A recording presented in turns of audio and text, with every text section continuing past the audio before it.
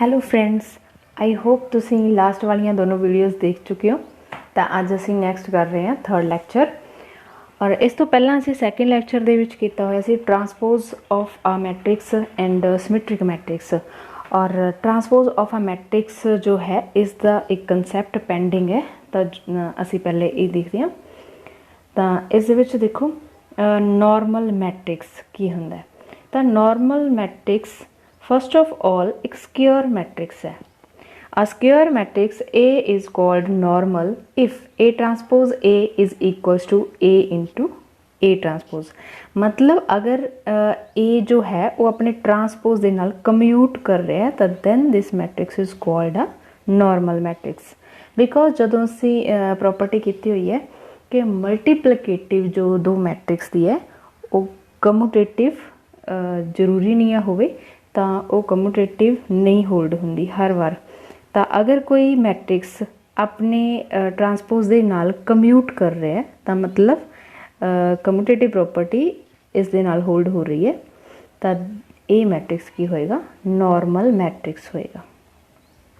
Okay, then ਇਹ ਜੋ matrix ਹੈ ਨੋਰਮਲ, ਇਹਨਾਂ ਦੀ ਬਹੁਤ ਜ਼ਿਆਦਾ ਇੰਪੋਰਟੈਂਸ ਹੈ ਲੀਨੀਅਰ ਅਲਜਬਰਾ ਦੇ ਵਿੱਚ। ਤਾਂ ਇਹਨਾਂ ਬਾਰੇ ਹੋਰ ਬਾਅਦ ਵਿੱਚ ਡਿਸਕਸ ਕਰਾਂਗੇ। ਤਾਂ ਫਿਲਹਾਲ ਲਈ ਇੰਨਾ ਹੀ। ਉਸ ਤੋਂ ਬਾਅਦ ਨੈਕਸਟ ਹੈ ਔਰਥੋਗਨਲ ਮੈਟ੍ਰਿਕਸ। ਔਰਥੋਗਨਲ ਮੈਟ੍ਰਿਕਸ ਕੀ ਹੈ? ਤਾਂ ਦੇਖੋ ਇਸ ਨਾਲ ਹੀ ਰਿਲੇਟਡ ਟੌਪਿਕ ਹੈ।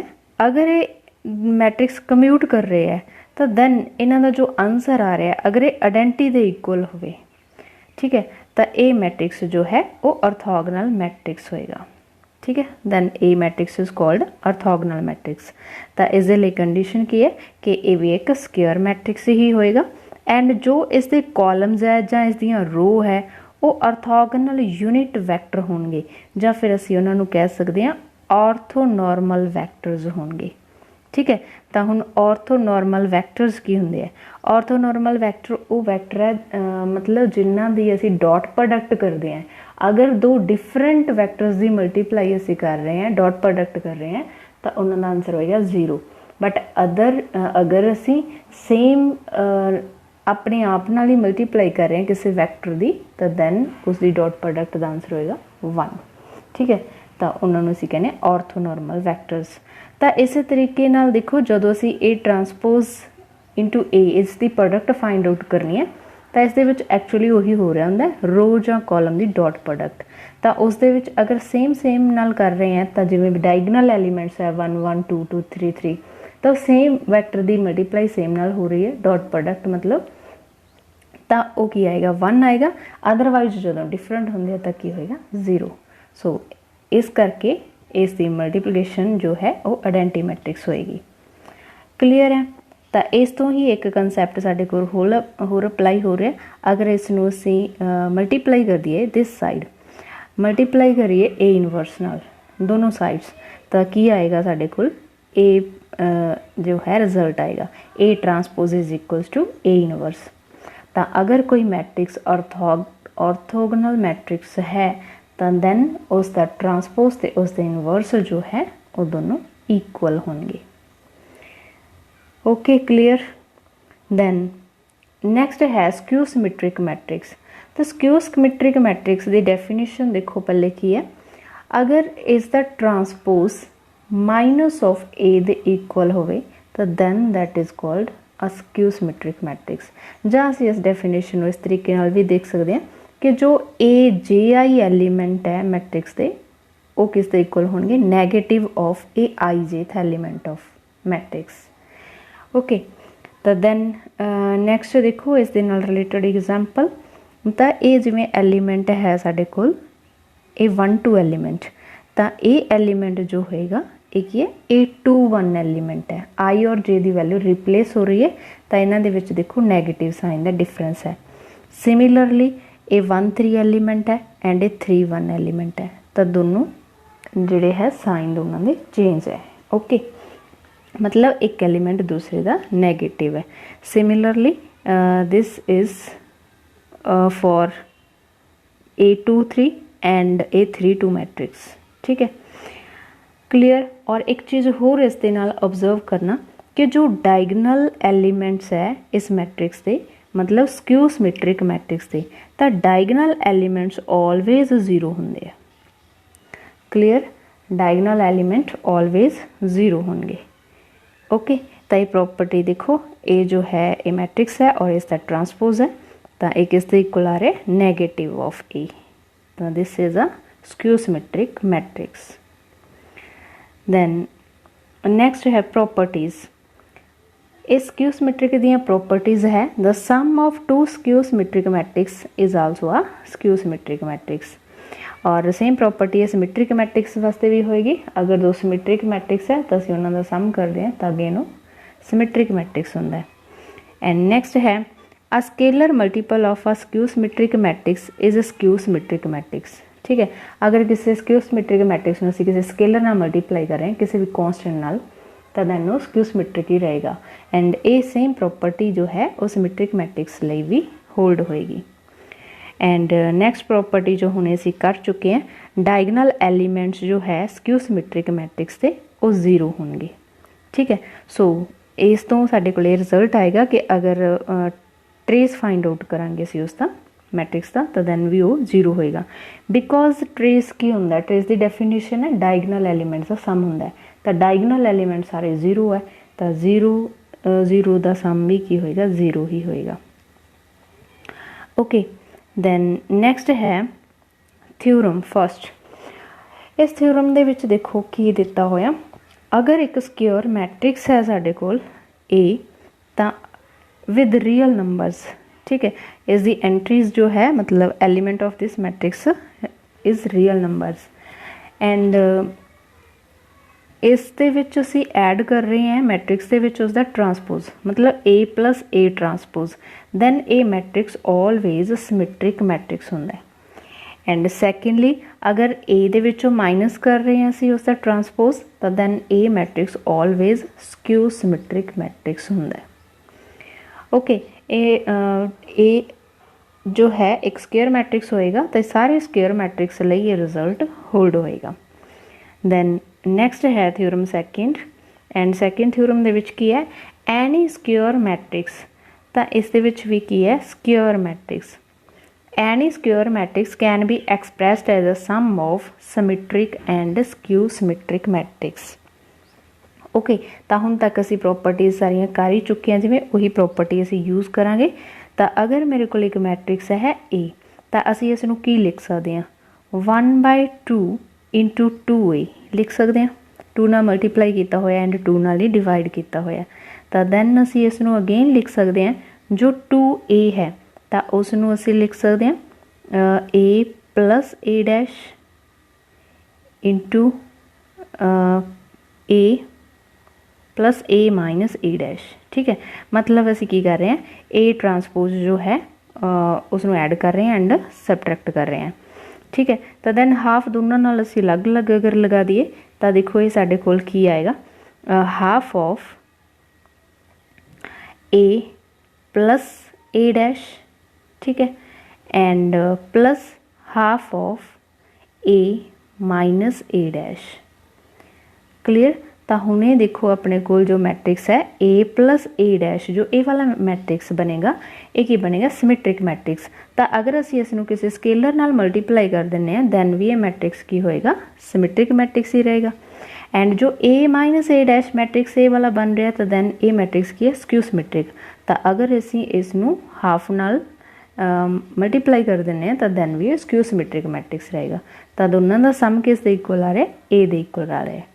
तो दिस मीनस ए अगर कोई भी स्क्वेयर मैट्रिक्स है तो उसनूं असीं लिख सकते हैं in the sum of symmetric and skew symmetric matrix दे विच। ओके, दैन नैक्सट देखो, नैक्सट है डिटरमिनेंट। तो डिटरमिनेंट दे विच सब तो पहला जो है एक रियल नंबर लै रहे हैं असीं, तो किसी भी रियल नंबर नूं असीं लिख सकते हैं 1x1 मैट्रिक्स के ऑर्डर दे विच। ठीक है, देखो अगर कोई रियल नंबर है तो असीं उहनूं की लिख सकते हैं 1x1 एक मैट्रिक्स दे विच। मतलब रियल नंबर ऐसे सिंगल ही हुंदा तो उहदे विच 1 रो 1 कॉलम हुंदा है। ठीक है, ਤਾਂ ਅਗਰ ਅਸੀਂ ਇਸ ਦਾ ਡਿਟਰਮੀਨੈਂਟ फाइंड आउट करना होवे तो इसका डिटरमीनेंट की होएगा, ये नंबर खुद ही उसका डिटरमीनेंट होएगा। क्लीयर। एंड अगर साडे कोले ए कोई n क्रॉस n मैट्रिक्स है तो असीं इसका डिटरमीनेंट फाइंड आउट करना है, तो सब तो पहला असीं उसनूं रिड्यूस करांगे n-1 ऑर्डर दे विच।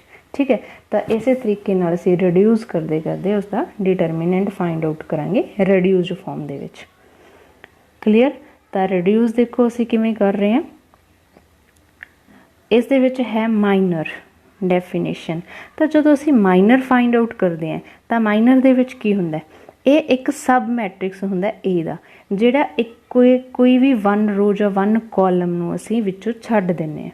ठीक है, तो उस दे विच total n cross n matrix लैने आ साइज असीं, तो टोटल रोज़ n हुंदी है, कॉलम भी n हुंदे है। तो अगर असीं 1 रो एंड 1 कॉलम उस दे विचों छड्ड दिंदे हैं तो साडे कोले बाकी की रह जांदा है, n-1 row and n-1 column रह जाता है। तो इसका ऑर्डर रिड्यूस हो जाता है। ठीक है, तो ये जो है रिड्यूस्ड ऑर्डर के नाल ये सब मैट्रिक्स बन जाता है ए दा। ठीक है, तो उसनूं असीं की कहने हैं, इसका माइनर। एंड हुण देखो जो असीं रो या कॉलम छड्ड रहे हैं तो उस सेम रो या सेम कॉलम दे विच जिहड़ा एलीमेंट हुंदा है वो एलीमेंट होएगा AIJ। ठीक है, तो AIJ दे करॉस्पोंडिंग वो माइनर फाइंड आउट होएगा।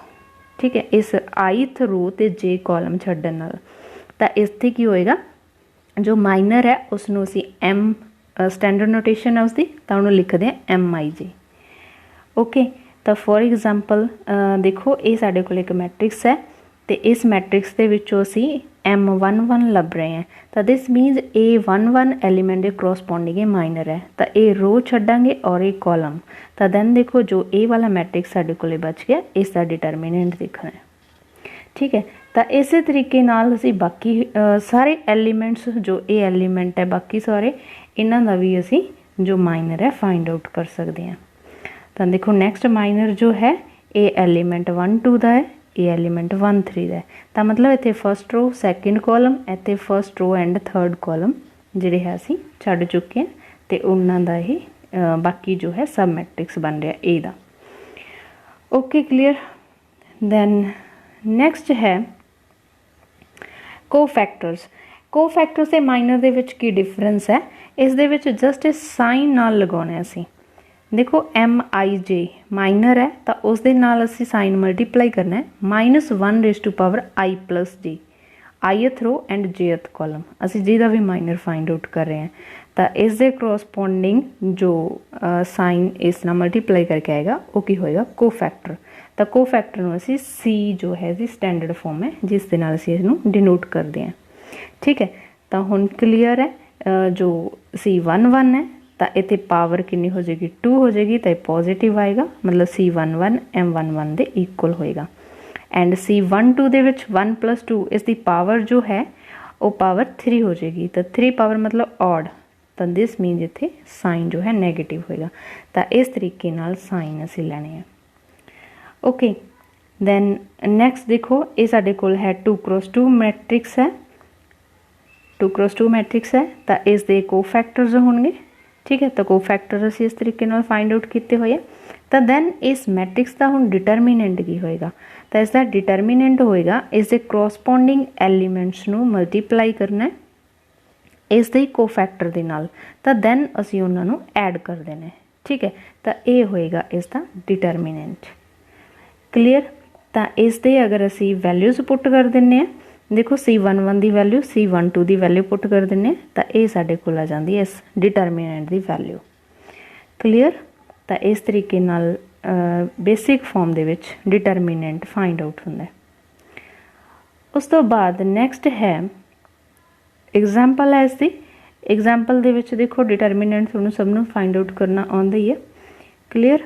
तो दैन नैक्सट 3 क्रॉस 3 मैट्रिक्स है, तो सिमिलरली असी ये सारे 3 क्रॉस 3 मैट्रिक्स के पहला असी किसी भी 1 रो दे या किसी भी 1 कॉलम दे जिहदे नाल असी एक्सपैंड कर रहे हैं इस मैट्रिक्स नूं डिटरमीनेंट फाइंड आउट करन दे लई, तां ओह असी कोफैक्टर्स फाइंड आउट करांगे।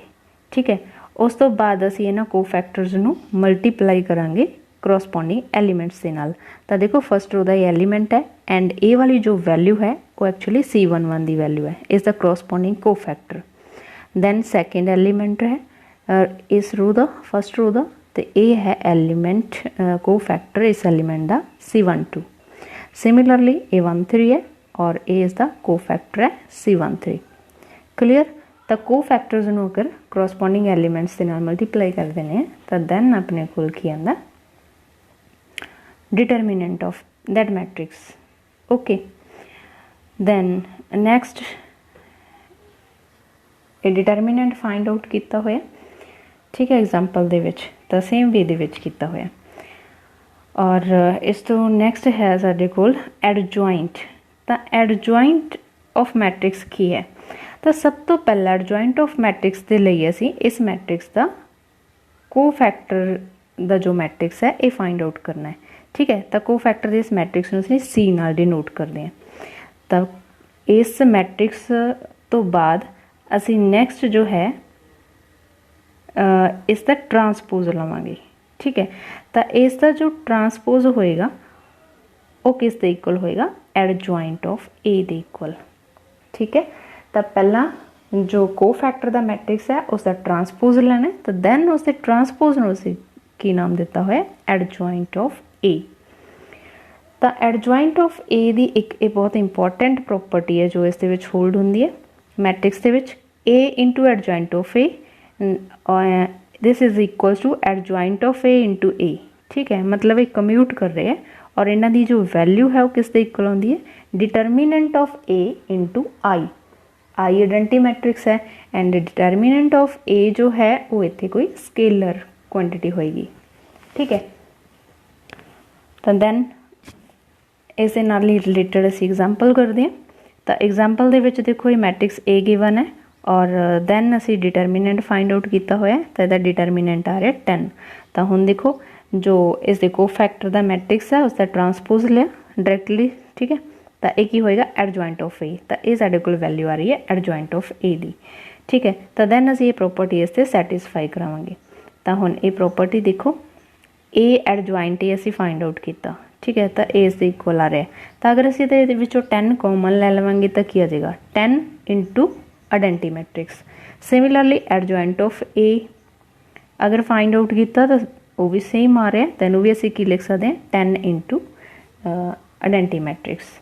क्लीयर है। तो ये प्रॉपर्टी इत्थे होल्ड हो रही है। तो हुण नैक्सट देखो ये दो प्रॉपर्टी साडे कोल होल्ड हो रही हैं, ए इनवर्स जां A inverse A the multiplication identity matrix they equal होंदी है एंड सैकेंडली ए प्रॉपर्टी। तो अगर असी इन्हां दोनों प्रॉपर्टीज़ नूं कंबाइन कर दिंदे हैं तो इत्थों असी फाइंड आउट करें A इनवर्स, तो साडे कोल A इनवर्स की वैल्यू आती है adjoint of A by determinant of A, ठीक है।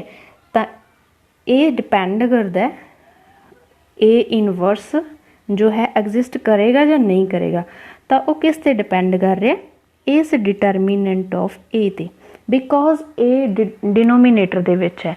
तो अगर इसकी वैल्यू 0 हो जाती है तो इनवर्स एग्जिस्ट नहीं करेगा, अगर इस पॉजिटिव या कोई नैगेटिव वैल्यू दे रहा है मतलब अदर दैन 0 तो असी A इनवर्स फाइंड आउट कर सकते हैं, ठीक है।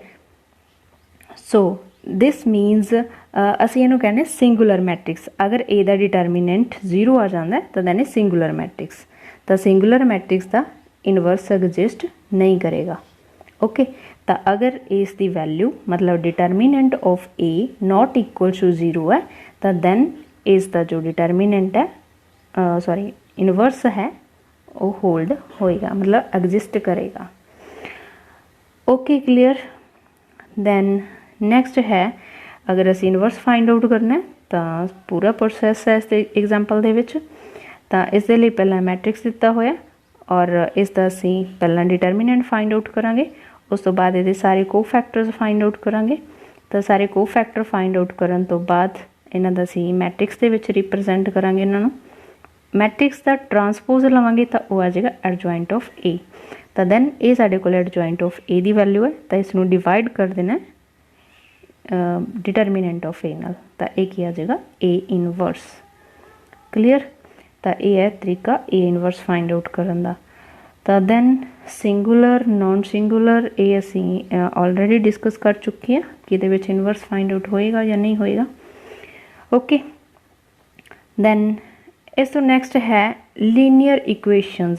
ਤਾਂ ਲੀਨੀਅਰ ਇਕੁਏਸ਼ਨ ਨੂੰ ਅਸੀਂ ਮੈਟ੍ਰਿਕਸ ਦੀ ਹੈਲਪ ਦੇ ਨਾਲ ਕਿਵੇਂ ਸੋਲਵ ਕਰਨਾ, ਦੇਖੋ ਸਭ ਤੋਂ ਪਹਿਲੇ ਸਾਨੂੰ ਲੀਨੀਅਰ ਇਕੁਏਸ਼ਨਸ ਦਿੱਤੀਆਂ ਹੋਣਗੀਆਂ। n ਇਹਦੇ ਵਿੱਚ ਜੋ ਨੰਬਰ ਆਫ ਵੇਰੀਏਬਲਸ ਹੈ ਉਹ n ਹੈ, ਐਂਡ ਜੋ ਇਕੁਏਸ਼ਨਸ ਹੈ ਉਹ ਵੀ ਸਾਡੇ ਕੋਲ n ਇਕੁਏਸ਼ਨ ਦਿੱਤੀਆਂ ਹੋਈਆਂ, ਠੀਕ ਹੈ। ਔਰ ਇਹ ਨਾਲ ਦਿੱਤੇ ਹੋਏ ਕੌਂਸਟੈਂਟਸ ਰਾਈਟ ਸਾਈਡ। ਤਾਂ ਅਸੀਂ ਜੋ ਇਹਦੇ ਕੋਫੀਸ਼ੀਐਂਟਸ ਹੈ A1 1 A1 2 up to so on A1n, ਤਾਂ ਇਹਨਾਂ ਨੂੰ ਅਸੀਂ ਇੱਕ ਮੈਟ੍ਰਿਕਸ ਦੀ ਫੋਰਮ ਦੇ ਵਿੱਚ ਲਿਖਾਂਗੇ। ਤਾਂ ਦੇਖੋ ਇਹਨਾਂ ਨੂੰ ਅਸੀਂ ਕਿਵੇਂ ਲਿਖਣਾ, ਇਹ ਜੋ ਕੋਫੀਸ਼ੀਐਂਟਸ ਹੈ ਅਸੀਂ ਕੋਫੀਸ਼ੀਐਂਟਸ ਦਾ ਇੱਕ ਮੈਟ੍ਰਿਕਸ ਬਣਾ ਲਿਆ ਸੇਮ, ਐਂਡ ਜੋ ਅਸੀਂ ਵੇਰੀਏਬਲ ਯੂਜ਼ ਕਰ ਰਹੇ ਹਾਂ x1 x2 xn, ਤਾਂ ਇਹਨਾਂ ਦਾ ਮੈਟ੍ਰਿਕਸ ਹੈ। ਐਂਡ ਇਹ ਜੋ ਰਾਈਟ ਸਾਈਡ ਦੇ ਕੌਂਸਟੈਂਟਸ ਹੈ ਉਹਨਾਂ ਦਾ ਮੈਟ੍ਰਿਕਸ ਹੈ, ਠੀਕ ਹੈ। ਤਾਂ ਇਹ n क्रॉस n ਹੋਏਗਾ, ਐਂਡ ਇਸ ਜੋ ਹੈ ਕਾਲਮ ਮੈਟ੍ਰਿਕਸ ਹੋਏਗਾ n ਆਰਡਰ ਦਾ, ਔਰ ਇਹ ਵੀ ਕਾਲਮ ਮੈਟ੍ਰਿਕਸ ਹੋਏਗਾ n ਆਰਡਰ ਦਾ, ਠੀਕ ਹੈ। ਤਾਂ ਇੱਥੇ number of unknowns equals to number of equations ਹੈ, ਕਲੀਅਰ। ਤਾਂ ਅਸੀਂ ਇਹਨਾਂ ਨੂੰ ਸੋਲਵ ਕਰਨਾ ਹੈ। ਤਾਂ ਇਸ ਨੂੰ ਪੂਰੇ ਸਿਸਟਮ ਨੂੰ ਅਸੀਂ ਲਿਖ ਸਕਦੇ ਹਾਂ ax is equals to b, because ਅਸੀਂ ਅਗਰ ਇਸ a ਨੂੰ ਮਲਟੀਪਲਾਈ ਕਰਾਂਗੇ ਇਸ x ਦੇ ਨਾਲ ਤਾਂ ਇਕੁਅਲ ਕਿਹਦੇ ਆਏਗਾ, b ਦੇ। ਤਾਂ ਕਰੋਸਪੋਂਡਿੰਗ ਐਲੀਮੈਂਟਸ ਜਦੋਂ ਅਸੀਂ ਮੈਟ੍ਰਿਕਸ ਕੈਲਕੂਲੇਸ਼ਨ ਕਰਨ ਤੋਂ ਬਾਅਦ ਕਰੋਸਪੋਂਡਿੰਗ ਐਲੀਮੈਂਟਸ ਕੰਪੇਅਰ ਕਰਾਂਗੇ ਤਾਂ ਸੇਮ ਸਾਨੂੰ ਸਿਸਟਮ ਦੇਗਾ ਇਕੁਏਸ਼ਨਸ ਦਾ, ਠੀਕ ਹੈ। ਤਾਂ ਇਸ ਤਰੀਕੇ ਨਾਲ ਅਸੀਂ ਇਹਨੂੰ ਲਿਖ ਸਕਦੇ ਹਾਂ। ਤਾਂ ਨੈਕਸਟ ਇਸ ਤੋਂ ਬਾਅਦ ਦੇਖੋ ਕੈਲਕੂਲੇਸ਼ਨਸ ਕੀ ਹੋਏਗੀ। ਤਾਂ ax ਇਕੁਅਲਸ ਟੂ b ਹੈ, ਤਾਂ ਅਗਰ ਅਸੀਂ ਪ੍ਰੀ ਮਲਟੀਪਲਾਈ ਕਰ ਦਈਏ ਇਸ ਨੂੰ a ਇਨਵਰਸ ਦੇ ਨਾਲ, ਠੀਕ ਹੈ। ਅਗਰ ਇਸ ਦਾ ਇਨਵਰਸ ਐਗਜ਼ਿਸਟ ਕਰਦਾ ਦੈਨ, ਅਗਰ ਇਨਵਰਸ ਐਗਜ਼ਿਸਟ ਕਰੇਗਾ ਤਾਂ ਦੈਨ ਅਸੀਂ ਪ੍ਰੀ ਮਲਟੀਪਲਾਈ ਕਰ ਦਾਂਗੇ a ਇਨਵਰਸ ਦੇ ਨਾਲ, ਓਕੇ। ਤਾਂ ਦੈਨ ਸਾਡੇ ਕੋਲ ਕੀ ਆ ਜਾਏਗਾ, a ਇਨਵਰਸ ਇੰਟੂ a, ਇਹ ਹੋ ਜਾਏਗਾ ਆਇਡੈਂਟੀ, ਠੀਕ ਹੈ। ਤਾਂ ਇੱਥੇ ਸਾਡੇ ਕੋਲ ਕੀ ਰਹਿ ਜਾਏਗਾ, only x, and right side a inverse b, ਠੀਕ ਹੈ। ਸੋ ਇੱਥੋਂ ਸਾਡੇ ਕੋਲ x ਦੀ ਵੈਲਿਊ ਆ ਜਾਏਗੀ a ਇਨਵਰਸ b। ਤਾਂ ਦੇਖੋ ਅਸੀਂ a ਜੋ ਕੋਫੀਸ਼ੀਐਂਟ ਦਾ ਇੱਕ ਮੈਟ੍ਰਿਕਸ ਬਣਾਇਆ ਹੋਇਆ ਹੈ ਉਸ ਤੋਂ ਅਸੀਂ a ਇਨਵਰਸ ਫਾइंड आउट ਕਰਾਂਗੇ, ਦੈਨ ਉਸਨੂੰ b ਦੇ ਨਾਲ ਮਲਟੀਪਲਾਈ ਕਰਾਂਗੇ। ਤਾਂ ਦੈਨ ਜੋ ਵੇਰੀਏਬਲਸ ਹੈ ਸਾਡੇ ਕੋਲ x ਔਰ ਇਸ ਦੀ ਵੈਲਿਊ ਅਸੀਂ ਫਾइंड आउट ਕਰ ਸਕਦੇ ਹਾਂ। ਤਾਂ ਦੇਖੋ ਐਗਜ਼ਾਮਪਲ ਦੇ ਵਿੱਚ ਇਹ ਸਾਨੂੰ ਦਿੱਤੀਆਂ ਹੋਈਆਂ ਇਕੁਏਸ਼ਨਸ, 3 ਇਕੁਏਸ਼ਨਸ ਹੈ ਇਨ 3 ਵੇਰੀਏਬਲਸ। ਤਾਂ ਇਹਨਾਂ ਦੇ ਜੋ ਕੋਫੀਸ਼ੀਐਂਟਸ ਹੈ ਇਸ ਤਰੀਕੇ ਨਾਲ ਅਸੀਂ ਲਿਖੇ ਹੋਏ ਆ। ਤਾਂ ਇਹ ਕੋਫੀਸ਼ੀਐਂਟ ਦਾ ਮੈਟ੍ਰਿਕਸ ਹੈ, ਦਿਸ ਇਜ਼ a, ਐਂਡ ਇਹ ਜੋ ਹੈ column matrix a x1 x2 x3 ਇਹ ਵੇਰੀਏਬਲ ਦਾ ਮੈਟ੍ਰਿਕਸ ਹੈ, ਦਿਸ ਇਜ਼ x, ਐਂਡ ਜੋ ਰਾਈਟ ਸਾਈਡ ਤੇ ਸਾਡੇ ਕੋਲ ਕੌਂਸਟੈਂਟਸ ਹੈ ਸੋ ਇਹਨਾਂ ਦਾ ਮੈਟ੍ਰਿਕਸ ਹੈ a ਔਰ ਦਿਸ ਇਜ਼ b। ਸੋ ਇਹ ਤੋਂ ਸਾਡੇ ਕੋਲ ਕੀ ਆ ਰਿਹਾ, ax equals to b, clear ਹੈ। ax b ਦੀ ਵੈਲਿਊ ਸਾਨੂੰ ਪਤਾ ਚੱਲ ਗਈ ਹੈ। ਉਸ ਤੋਂ ਬਾਅਦ ਅਸੀਂ ਇਸ a ਮੈਟ੍ਰਿਕਸ ਦਾ a ਇਨਵਰਸ ਫਾइंड आउट ਕਰਾਂਗੇ। ਤਾਂ ਦੇਖੋ a ਇਨਵਰਸ ਫਾइंड आउट ਕਰਕੇ ਦੈਨ ਸਾਡੇ ਕੋਲ ਕੀ ਹੁੰਦਾ, ax ਕਿਹਦੇ ਇਕੁਅਲ ਹੋਗਾ, a ਇਨਵਰਸ b ਦੇ। ਤਾਂ ਇਹ ਸਾਡੇ ਕੋਲ ਹੈ a ਇਨਵਰਸ, ਤਾਂ ਇਸ ਨੂੰ ਅਗਰ b ਨਾਲ ਮਲਟੀਪਲਾਈ ਕਰਾਂਗੇ ਤਾਂ ਕਿਸ ਦੇ ਇਕੁਅਲ ਆ ਜਾਏਗਾ, x ਦੇ। ਤਾਂ x ਸਾਡੇ ਕੋਲ ਜੋ ਹੈ ਇੱਕ ਕਾਲਮ ਮੈਟ੍ਰਿਕਸ ਹੈ। ਤਾਂ ਕਾਲਮ ਮੈਟ੍ਰਿਕਸ ਦੇ ਵਿੱਚ ਜੋ ਫਸਟ ਐਲੀਮੈਂਟ ਹੈ x1 ਦੀ ਵੈਲਿਊ ਹੈ, ਔਰ ਸੈਕਿੰਡ x2 ਦੀ ਵੈਲਿਊ ਹੈ, ਔਰ ਇਹ x3 ਦੀ ਵੈਲਿਊ ਹੈ, ਠੀਕ ਹੈ। ਤਾਂ ਇਸ ਤਰੀਕੇ ਨਾਲ ਅਸੀਂ ਵੇਰੀਏਬਲ ਫਾइंड आउट ਕਰ ਸਕਦੇ ਹਾਂ, ਓਕੇ ਕਲੀਅਰ। ਦੈਨ ਅਗਰ ਅਸੀਂ ਇਸ ਨੂੰ ਵੈਰੀਫਾਈ ਕਰਕੇ ਦੇਖਣਾ ਤਾਂ ਅਸੀਂ ਵੈਰੀਫਾਈ ਕਰਕੇ ਚੈੱਕ ਕਰ ਸਕਦੇ ਹਾਂ। ਇਹਨਾਂ ਦੀ ਵੈਲਿਊ ਸਾਰੀ ਇਕੁਏਸ਼ਨ ਦੇ ਵਿੱਚ ਪੁੱਟ ਕਰਕੇ ਵੈਰੀਫਾਈ ਵੀ ਕਰ ਸਕਦੇ ਹਾਂ, ਠੀਕ ਹੈ। ਤਾਂ ਹੁਣ ਸਾਡਾ ਜੋ ਇਹ ਮੈਥਡ ਹੈ, ਇੱਕ ਮੋਸਟ ਇੰਪੋਰਟੈਂਟ ਚੀਜ਼ ਜੋ ਅਸੀਂ ਇਹ ਮੈਥਡ ਯੂਜ਼ ਕੀਤਾ ਹੋਇਆ ਇਹ ਵੈਲਿਊਜ਼ ਫਾइंड आउट ਕਰਨ ਲਈ, ਤਾਂ ਇਸ ਮੈਥਡ ਨੂੰ ਕੀ ਕਹਿੰਦੇ ਆ, ਡਿਟਰਮੀਨੈਂਟ ਮੈਥਡ, ਠੀਕ ਹੈ। ਕਿਹੜਾ ਮੈਥਡ ਹੈ ਇਹ, ਡਿਟਰਮੀਨੈਂਟ